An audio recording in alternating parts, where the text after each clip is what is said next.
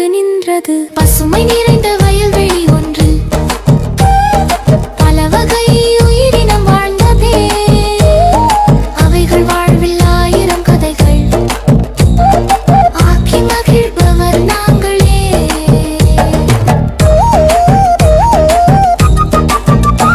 காலம் நகர மாறி காலம் மழையை கொண்டு வந்து நின்றது.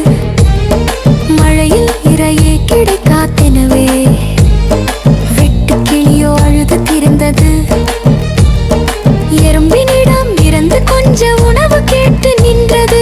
எறும்பு நட்பின் அன்பினாலே இதயம் மகிழ்ந்து கொடுத்தது. சேமிக்காத வெட்டு கிளி தன்னை நொந்து நின்றது.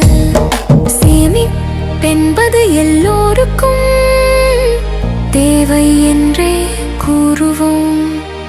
வாழ்வின் பாதுகாப்பு என்றும் சேமிப்பென்றே உணருவோம்.